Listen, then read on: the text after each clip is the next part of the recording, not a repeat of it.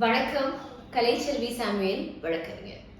நான் last week post பண்ணியிருந்த communication வீடியோவில் நான் சொல்லியிருந்தேன், ஹஸ்பண்ட் அண்ட் ஒய்ஃப்குள்ள அன்றாடம் வர உரையாடல் கூட எப்போதும் சண்டை நோக்கியே போகுது அப்படின்னா அந்த கான்வர்சேஷனை அப்ரப்டா ஸ்டாப் பண்ணிட்டு மீண்டும் அதை வேற ஒரு சூழ்நிலையில வேற டோன்ல சொல்லுங்க. அது மட்டும்தான் ஒருவர் செய்த தவறுதலை ரியலைஸ் பண்ண வைக்கிறதுக்கான ஒரே வழின்னு சொல்லியிருந்தேன். ஆக்சுவலி இது திருமணமாகி ஒரு 7-8 வருஷம் ஆனவங்களுக்கு தான் அப்ளை ஆகும். பட் நியூலி மேரிட் கப்பிள்ஸ்க்கு நான் சொல்ல வர விஷயம் என்னன்னா, please don't postpone your fights. Especially உங்கள் முதல் சண்டையை ரொம்ப தள்ளி போடாதீங்க. பிகாஸ் நீங்க அதை தள்ளி போட போட அதோட வீரியம் அளவு கூடிக்கிட்டே போகும். ஸோ அப்பப்பவே அந்த சண்டையை போட்டுட்டா அது ஒரு சின்ன வாக்குவாதத்தோட முடிச்சிடும். அதை விட்டுட்டு அதை சேர்த்து வச்சுக்கிட்டே இருந்தா ஒரு நாள் எல்லா பழைய பிரச்சனைகளையும் சேர்த்து வச்சு சண்டை போட்டு முடிக்கிறதுக்கு ரொம்ப டைம் ஆகும். சேம் டைம் சின்ன சின்ன சண்டையிலேயே எப்படி சமாதானம் ஆகுறதுன்னு பிராக்டிஸ் பண்ணிட்டீங்கன்னா பெரிய சண்டையில சமாதானம் ஆகுறது ஈஸியா இருக்கும். ஈகோ தடுக்காது. சில பேருக்கு நம்ம அம்மா அப்பாலாம் இப்படி சண்டை போட்டு நான் பார்த்ததே இல்லையே அப்படின்னு யோசிக்க தோணும்.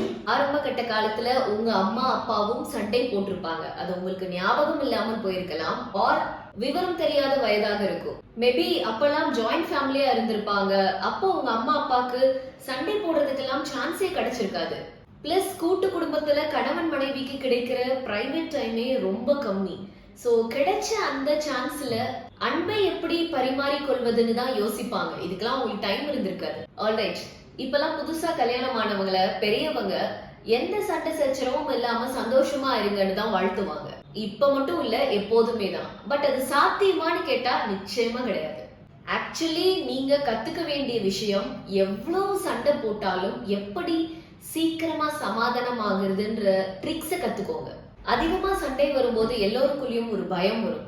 என்னடா அது, நம்ம லைஃப் இப்படியே போராட்டத்திலேயே முடிஞ்சிருமா, ஆர் வாழ்க்கை பூரா இப்படிதான் சண்டை போட்டுக்கிட்டே இருப்போமான்னு ஒரு பயம் வரும். இது இயல்பு. ப்ளீஸ் பயப்படாதீங்க. இதெல்லாம் கொஞ்ச காலம் தான்.